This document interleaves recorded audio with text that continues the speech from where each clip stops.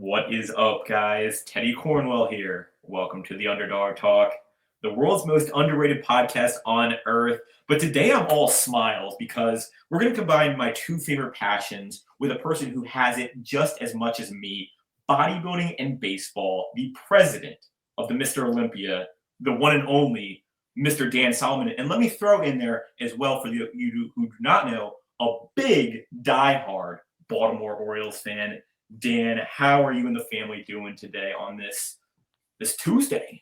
Yeah, well, you had a lead in with the Oriole connection, which I guess makes you and I somewhat of a version of a unicorn in this space, because there's not a lot of people that love baseball and also love the sport of competitive bodybuilding and fitness, and it just so happened to be Baltimore Orioles fans. But yeah, the Orioles have always been a central part of my life. I love talking about them. I love watching games. I love experiencing all of the pageantries surrounding that palatial, beautiful confines of Camden Yards in Baltimore, which for those of you all out there who don't follow baseball, it is just a beautiful place to experience a sporting event. And it's become a real family tradition for me. And I really enjoy it. And I know you share that as well. So it's good to be here. And I actually lived in Durham for a while, and I didn't know, but the Durham Bowl Stadium is actually modeled after Camden Yards. So it's been leading up to Camden Yards for years for me, Dan. So and obviously I want to give you a congratulations. 60th Olympia, phenomenal. I mean, stellar. What was the work that went into obviously making this one of the most special Mr. Olympias yet? And what was so different about this Mr. Olympia, Dan? Yeah, this one was different. The mindset was different. The tactical approach, the creativity, the investment, the way our team came together, our owner, Jake Wood, everybody from the top down, we really unified.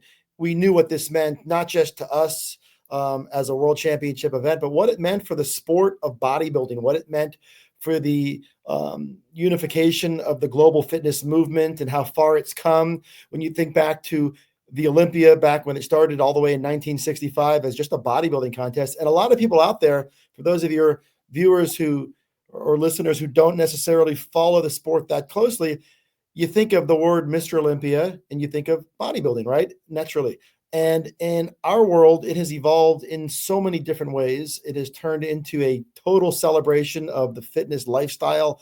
There's so many different components from the 11 different divisions that comprise the IFBB's professional contest lineup, as well as all kinds of other events and powerlifting and bare knuckle fighting. And, even at a pickleball championship event there. And there was 20 or 30 different world championship events. And it's really the kind of thing that has infiltrated all corners of the physical culture. I mean, there was a time, Ted, back in the day when every gym had 2 or 3 guys that looked the part, right? And they were the people that lived this lifestyle. But now the chances are pretty good that somebody in your world competes on some level, whether it's in the bikini division or the wellness division or the men's physique division, all body types. And that's what's turned the Olympia into something really massive, because the participation has gone to so many corners of society.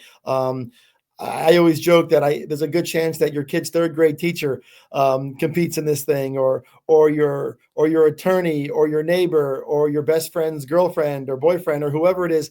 It's really come a long way. So we felt for the 60th, to answer your question, that we had a real responsibility to do something powerful. And we took the production to a whole new level.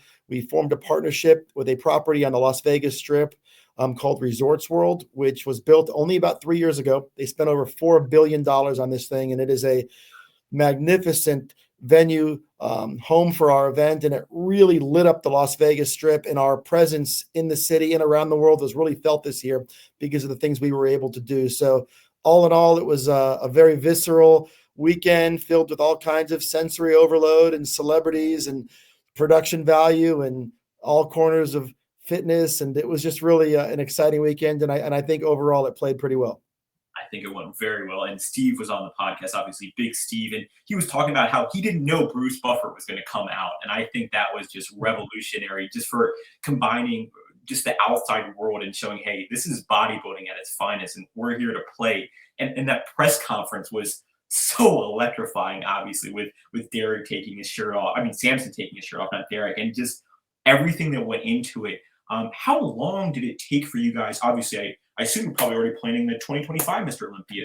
How much prep goes into actually kind of getting everything set up, Dan? I assume it takes months. It does. It starts earlier in the year. And I'm, by the way, I'm glad you guys love the Bruce Buffer part, because that was a roll of the dice. We actually, me and Jake, the owner of the Olympia, we were out in Vegas earlier in the year at UFC. I think it was 303. And the guys at the UFC were very kind to invite us to attend. And we've really worked hard on that relationship. We're very proud and grateful for them. And we have a lot of respect for the UFC, because they've done obviously what we're all trying to do, right? And they've built something magnificent. But after the fight, after the event, we ended up having dinner with Bruce at Resorts World. And we were trying to figure out if there was a pathway to bring Bruce to the event. And it was interesting because Bruce is very much the UFC brand, right? So I didn't even know if that would be allowed. And then when he said there was a pathway to getting it done, to me, it was really exciting, because this event marked, a bit of a return for us to the Las Vegas Strip. The city of Las Vegas had given us the key to the city a few months prior. So we really wanted to do something this year and create an environment that really spoke to our relationship with the city of Las Vegas. And we thought, who better than Bruce Buffer to sort of signal that, welcome to Las Vegas vibe than him. And that played really well. It really did. And I'm glad the way people responded to it. And we're hoping to continue to do more things like that to sort of make the Olympia experience, something a little bit more evolutionary. But as far as the timeline to produce the show, it's about an 8 or 9 month timeline from the standpoint of, securing venues and sponsor deals and exhibitors and convention center space for our expo. Of course, the expo is a big part of the Olympia experience, and advertising, marketing, branding. We have a global licensing program where people make full use of the power of the word Olympia for their businesses around the world. That's become a big part of our model. So that also ties into our march towards Olympia weekend. And then, of course, as the popularity of the competitors has grown, that puts us in a position to do more with them as well. So overall, it's a pretty daunting task, but we have an incredible team, and we make it work. You know what I also love about the Olympia, besides just the tradition, the bodybuilders? I don't know if this is a new tradition, but the Olympia trading cards, Dan. I don't know if that started last Olympia, but I first person to go buy a pack. Got these. So here they are, Ted. I'm glad you mentioned this, because we have a great company that's doing these. And this is actually not a planned commercial, by the way. It's funny that you brought this up, because this just landed on my desk. And so it's actually these beautiful trading cards, and I haven't even opened this box yet. I probably should have pre-opened it to prepare for this, but it's a collection of cards with all the top Olympia contenders. And these are, and for somebody who likes who enjoys following the sport and can appreciate collecting, you have, I think this is a Hunter Labrada card, but these cards are beautiful and they have real value. And it's become the collector community has become a huge deal. As you know, there's actually autograph cards in here.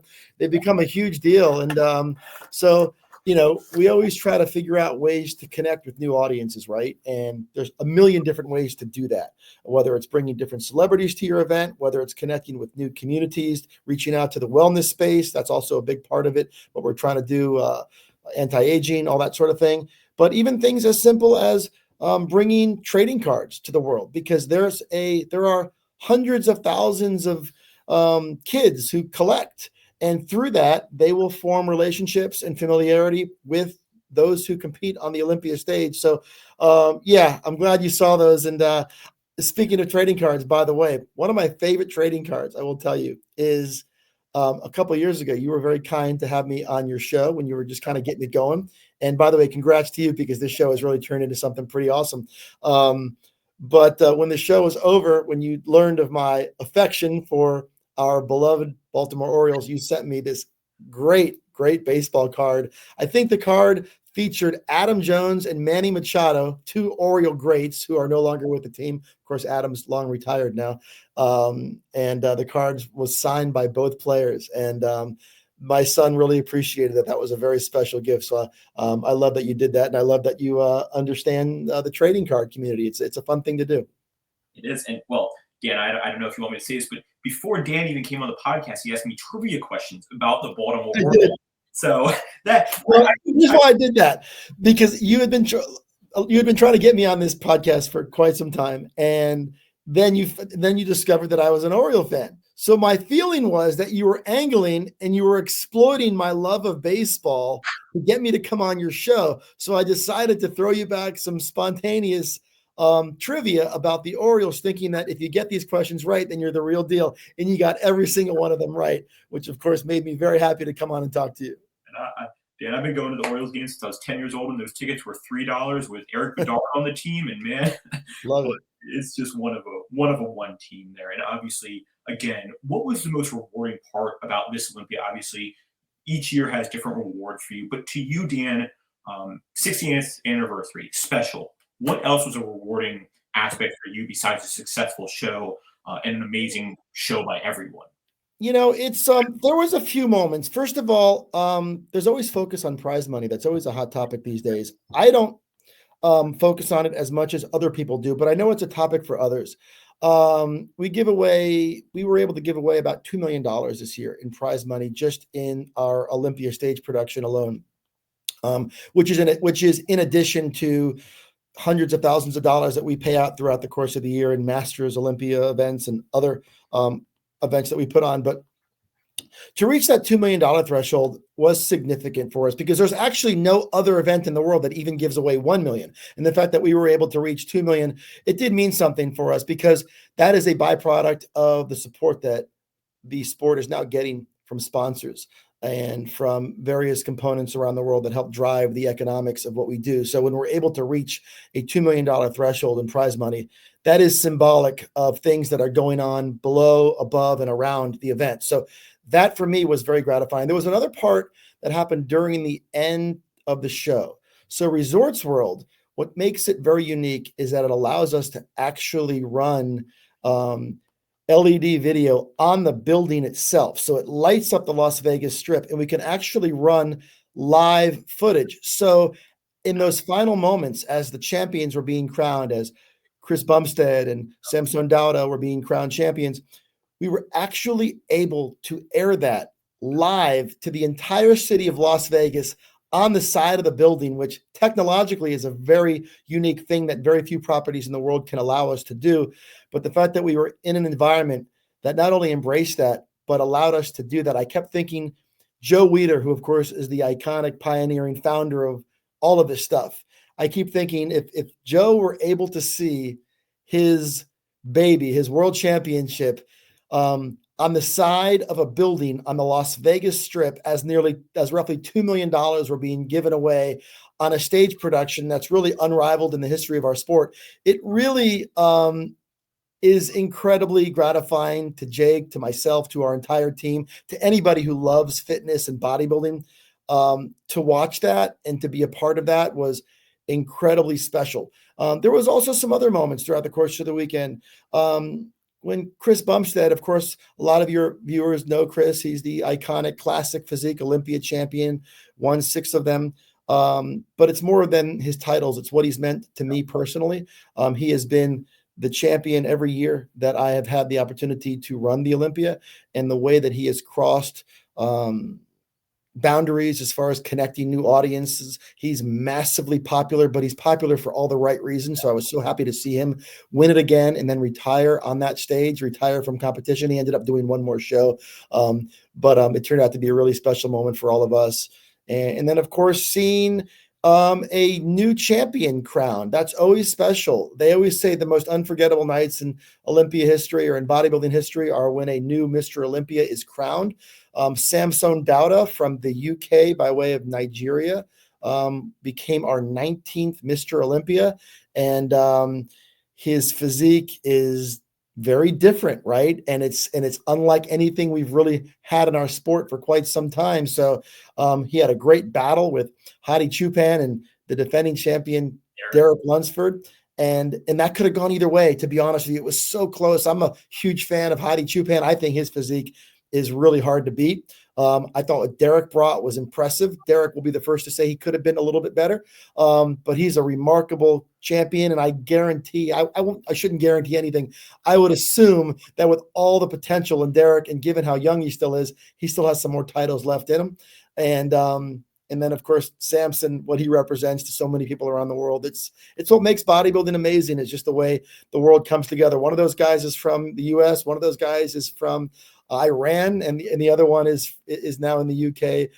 With origins in Nigeria. So there's just so much about the sport of bodybuilding in a time when the world is arguing with each other and politically divided and, always at odds. To be able to come to the Olympia and see it all just come together like that, and see everybody connect through their shared love of fitness and bodybuilding and all of this, it's really fun to be a part of. And who has it better, Dan? I mean, this sport is one of passion. I mean, and you say you hit the nail on the dot. It connects people, and I think that's what makes it so special. And these past 3 years, from 17th, 18th, and 19th, we've had a new Mr. Olympia champion every year, and I feel like that brings new draw, new attention. I mean, we don't know who's going to win, and that alone just creates such a dynamic in the sport. And next year, I mean, Martin's now in the top mix. I mean, it's just new guys are pouring into this thing. And I mean, do you ever see Cbum coming back, or do you think that retirement is official? Yeah, I don't think there's such thing as official retirement in sports these days. I mean, we've seen it time and time again, but I will say this. Chris is good at many things, but the thing he's probably the best at is making good choices. He's very good about the choices that he makes, the paths he chooses, the things he chooses not to do. Even this decision recently to come back and do one more show in the open division, I love that decision for him. I thought that was brilliant. It was a zero pressure environment. His body was already kind of where it needed to be. And he had always wanted to do it. He had made a promise to his fans that he would do it. So he honored that obligation, and he did it. And he had a great time with it. And it didn't matter if he won or finished 8th or 2nd. He ended up finishing 2nd, but that was almost irrelevant. Just seeing Chris go out there and do that, I thought that was so symptomatic and so in line, on brand for everything that Chris is about. Just kind of doing it his way with no fucks given as far as what anybody else thinks.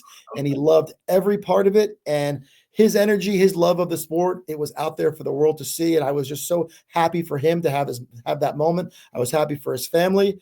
And I have a feeling that this probably won't be the last we see of Chris. But for now, I just hope he finds time with his family. And he's got some amazing things going on. And I'm real proud of how Chris has handled his career.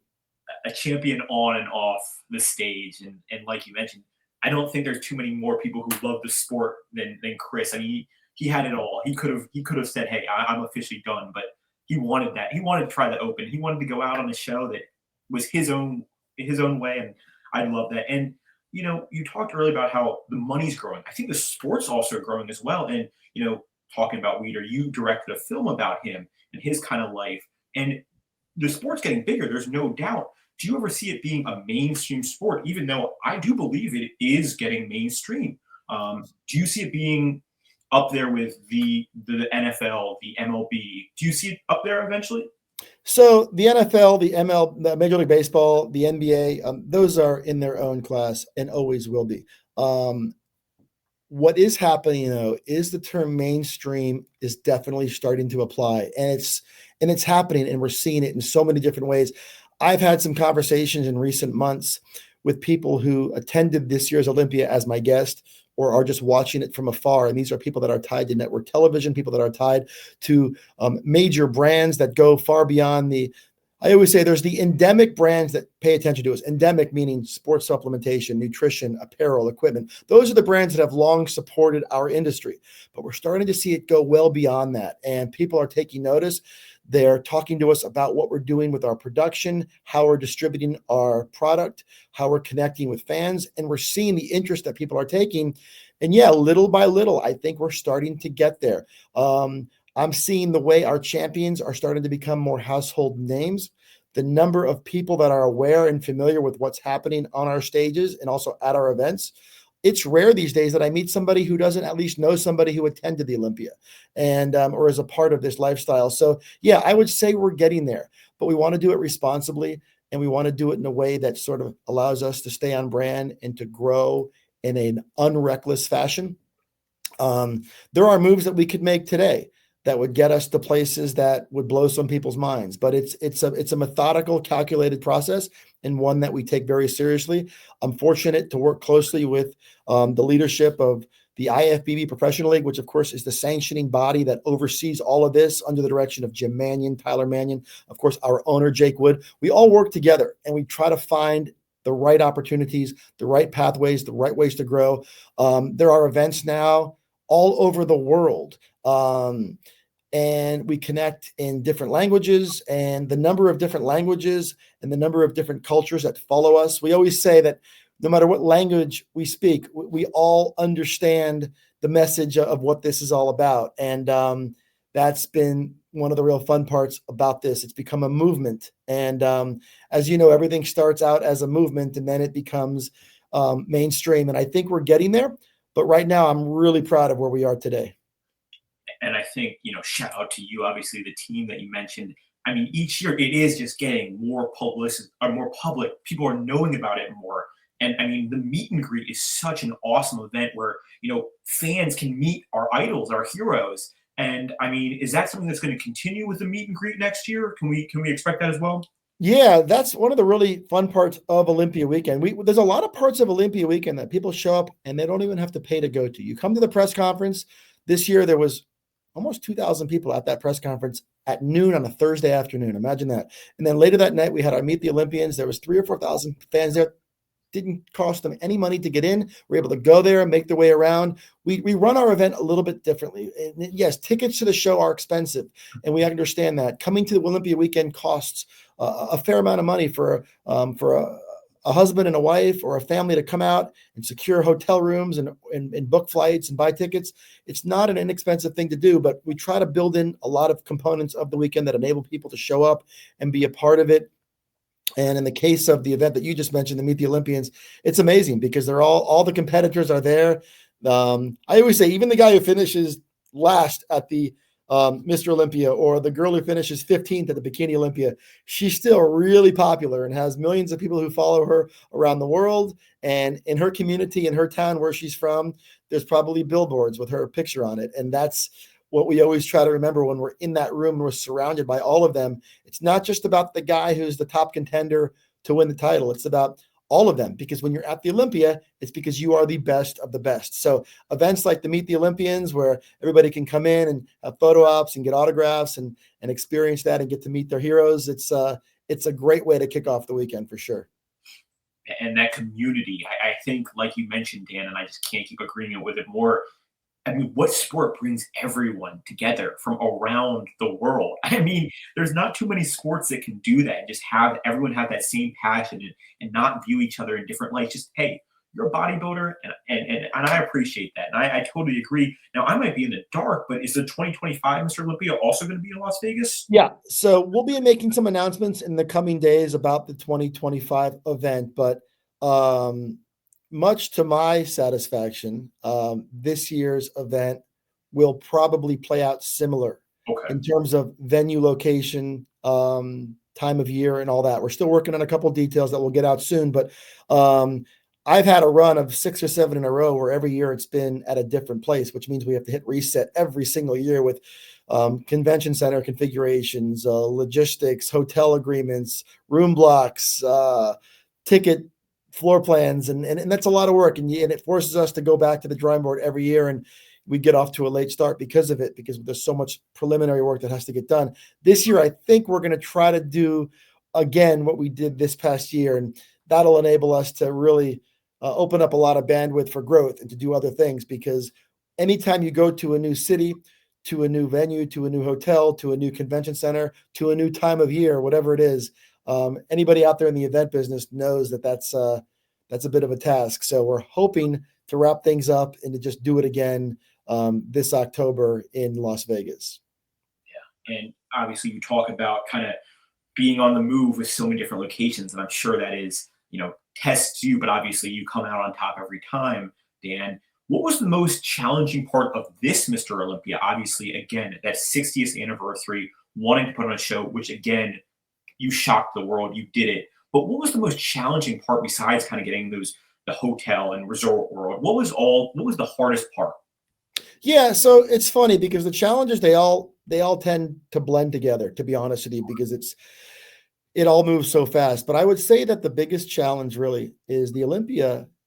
It means so much to Mhm. so many people. It really does. People deeply connect. I say this all the time, and I'm going to say it again because I probably never said this to you, but I will say that, we compare it to other major sports. Earlier in this interview, you mentioned Major League Baseball, the NFL, and those are fans. They have fans. Yeah. They show up at their events and they watch their championship game and they root for their teams, and that's fine. But in our world, it's different. Our fans are, in fact, participants of this lifestyle. The guy who goes to UFC 310 probably doesn't fight, right? The person who goes to the NBA Finals probably has never experienced being at a free throw line with 1/10 of a second to go in a game, but they watch and they root.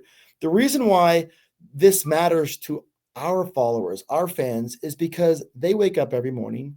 They live this lifestyle. They train. They have their own goals. They know what that feels like. Yes, they might not look like Mr. Olympia, but that doesn't matter because they are inspired by Mr. Olympia. They're motivated by Mr. Olympia. They learn from Mr. Olympia. So they bring that to the event, and it's an extension of their personal journey. So the challenge is, since you asked, is just living up to the expectation of those who come all the way from different spots around the world and attend the event. And it's truly a bucket list item for many of them. And when they get there and you see the way they respond, that emotional connection that they have as they approach many of us who are involved in the show, and their eyes are filled with water and they're emotional about having finally made it to the Olympia. That's the part that creates pressure because you want to live up to that. You want to live up to that expectation. You want to make sure that everything they thought it would be is it's at least that or more. So that's our motivator. That's our driving force. That's our why, as they say. And we're going to continue to try to raise the bar. And I think we did that this year. But I have to tell you, we're just getting started because as we move forward, as the opportunities grow, as different components, different technologies start to make their way into our space, we're just now beginning to tap into the world of AI.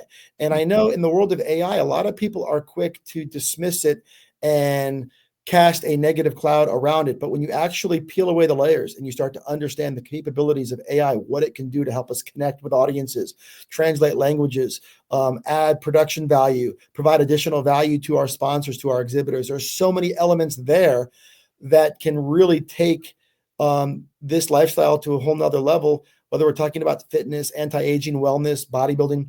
It all rolls back to that same pursuit of just trying to grow and evolve and tap into all the things that the world is providing for us. So there's so much room to grow, and we feel like we're well positioned to start taking advantage of a lot of that now. And the right person's at the helm. As they say, you need a leader. We got the leader. And before we talk about the final topic of our favorite thing, the birds, what can you learn about yourself in obviously this prep for the Mr. Olympia? And what was that all like? Yeah, it's something about this job and this industry, and anybody who's in it can probably relate to different levels. It bleeds into your personal world quite a bit. And it's tough sometimes to navigate the responsibilities of the job, of the industry, of this lifestyle. And it's a lot of work, and it tests us in so many ways. And I have a really great relationship with my son, my family. We're all very close, and I'm very proud of that and their support. My family is incredibly supportive of what I do, and I could not do it without that support. But what do I learn about myself? I just learned that at the end of the day, you have to operate with a level of fearlessness. And whatever you do, whether it's hosting this podcast, Teddy, or somebody out there who owns a gym, or in my case, overseeing this prestigious fitness event, I will tell you that all of us are in the business of mass consumption. We do something that many, many people follow, whether it's thousands or millions or whatever you do. We're in the business of doing something that many pay attention to. And when you are in that business, there are going to be at least a section of those folks who are not going to like the things that you do. It's impossible to please everyone.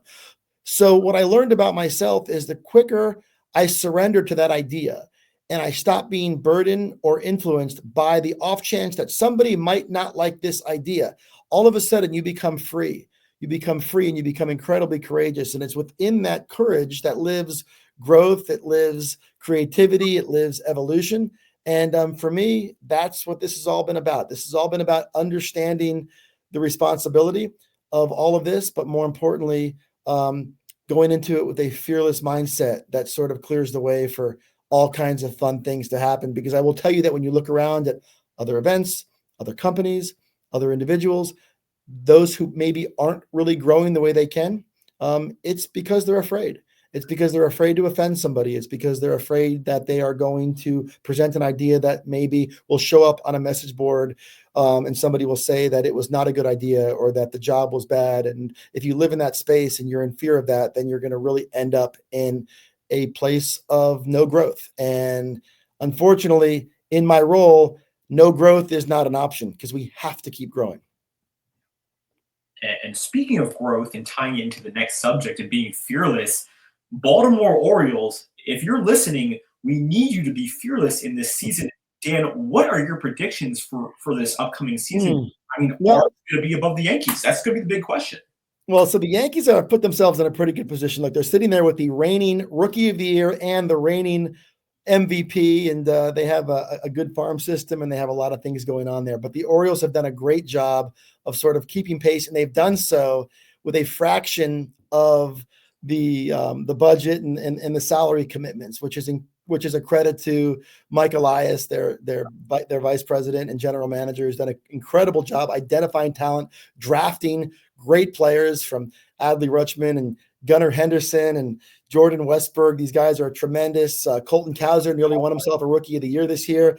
And then there's veterans over there like Cedric Mullins over in center field, who's everybody's favorite. And of course, Ryan Mountcastle. We'll see if he stays on the team. I have this feeling that he might be a trade chip. So we'll see how that plays out. And then, of course, one of their best offensive weapons, Anthony Santander, out there in right field, who right now is a free agent. And it kills me to think that he might be wearing another team's uniform next season. So there's really a lot there to pay attention to. We've really cultivated a good group of pitchers, and the back end of our bullpen will see a big boost this year when Felix Bautista returns, who of course is one of the best closers in baseball. So I'm watching it closely. My days start in the morning where I go on and I follow my good buddy Rock Cabaco's updates on the Orioles. Rock Cabaco is, of course, one of the top beat writers in all of baseball.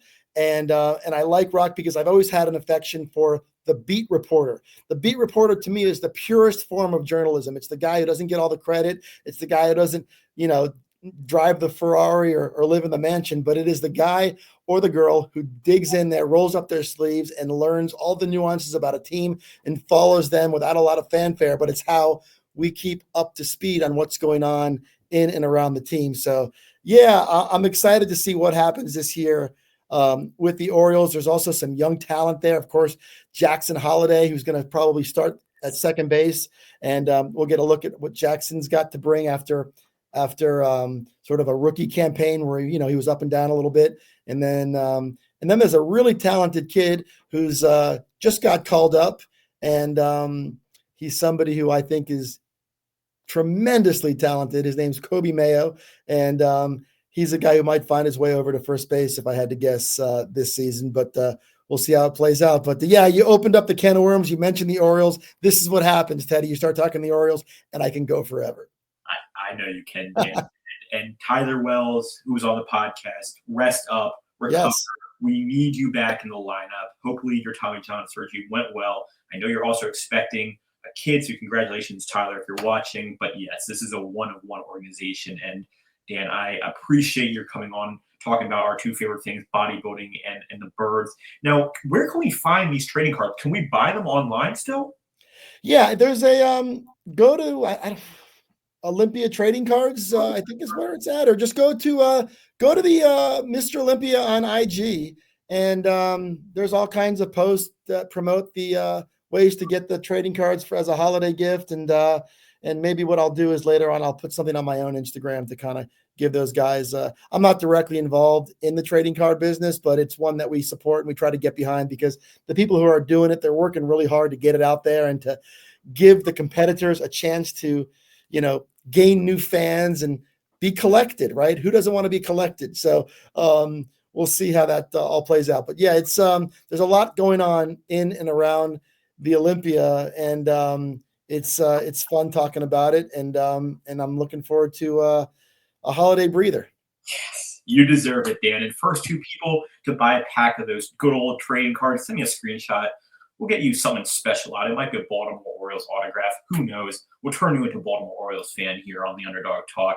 The one and only Mr. Dan Solomon. An honor and privilege always. Guys, don't forget to like, comment, and subscribe on this video.